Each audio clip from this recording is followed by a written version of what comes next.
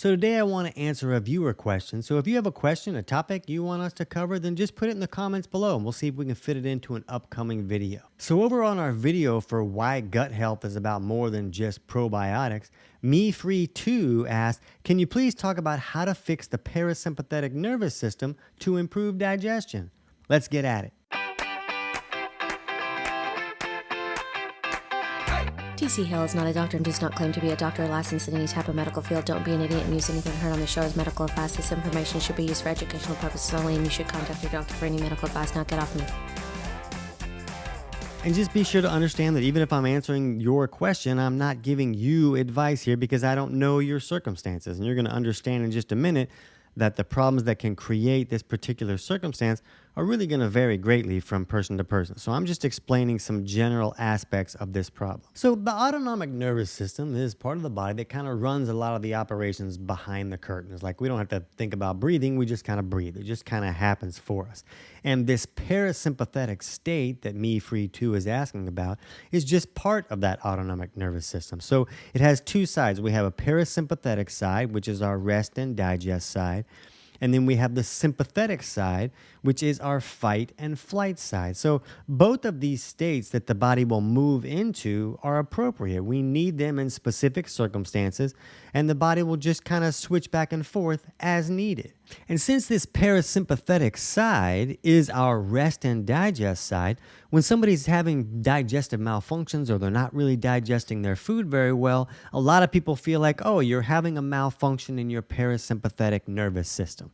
And the reality is that though the body will move back and forth between these two states when it needs to, a person really can get stuck in one of these states most of the time. And the body will not switch back and forth effectively. They'll just kind of be locked into a state like your transition, your car got stuck. So if someone is stuck in this sympathetic fight or flight state most of the time, it can kind of change the way the body's operating. It can constrict the vascular system. It can kind of make the person have a bit of a short temper because they're kind of stuck in this I'm in an emergency kind of mode, and the body's like on full alert, and it's on there on purpose. Like if you're running from a lion, you want your body moving into this sympathetic state so that the body can create energy more effectively and you can run away from this lion. So moving into this state is appropriate when the circumstances are appropriate. But in our world today, we can be stressed because there's traffic. So a person can get stuck in that state and not really moving back and forth like they should.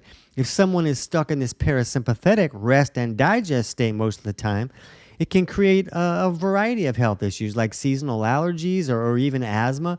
And this is not a scientific fact, but we see with our clients that when we're seeing people with a lot of seasonal allergy issues and asthma, that they'll be kind of stuck in that parasympathetic state.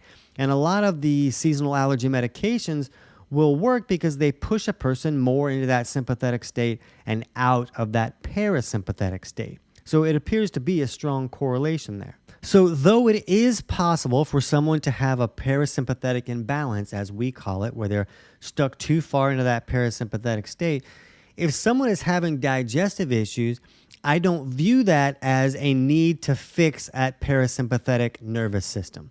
I view it more like a situation where digestive malfunctions can push a person into a parasympathetic imbalance, because we basically view two sides of digestion. There needs to be proper level of stomach acid so that we can acidify the food in the stomach.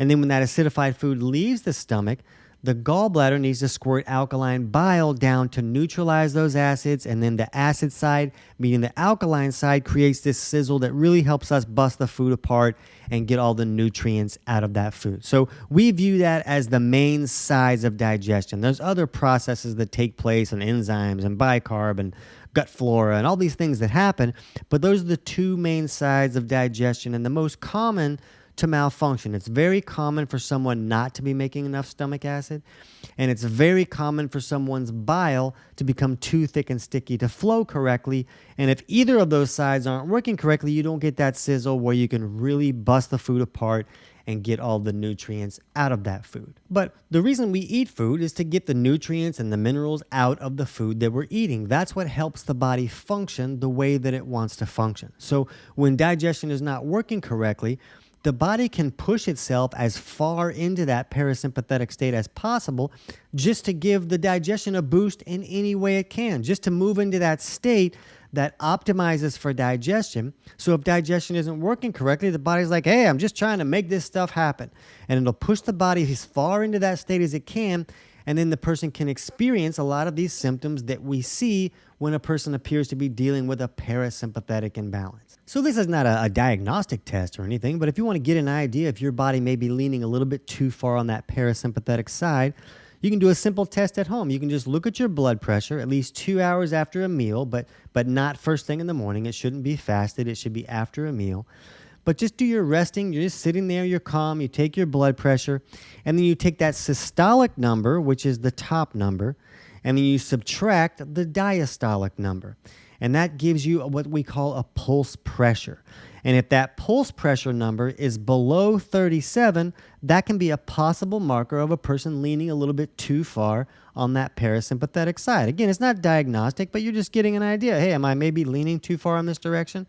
And if you appear to be leaning too far in that direction, though there are supplements that some people might use to help push themselves a little bit more into the sympathetic state and push them out of that parasympathetic state, but it appears that the best way to improve a parasympathetic nervous system imbalance is to improve any digestive malfunctions. Because if you can help the body digest better, it won't try to push so hard into that parasympathetic state to make digestion optimized any way that it can.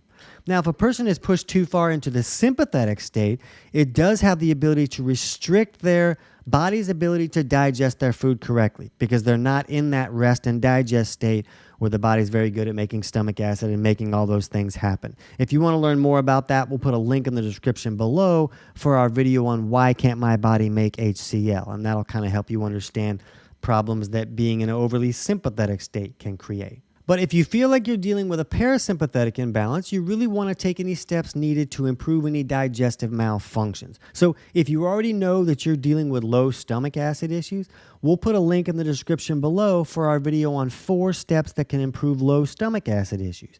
And if you know that your bile is not flowing correctly, we'll put a link in the description below for our video on 5 ways to improve bile flow. But if you're really not sure what's going on with digestion and you really need to investigate a little bit, then just jump over right now and watch our video on 20 signs that you're not digesting your food correctly. And then you can figure out, oh yeah, I do have these signs going on. And then you'll be able to figure out which steps you need to take to correct the aspects of digestion that are not working well for you. Let us know how it goes.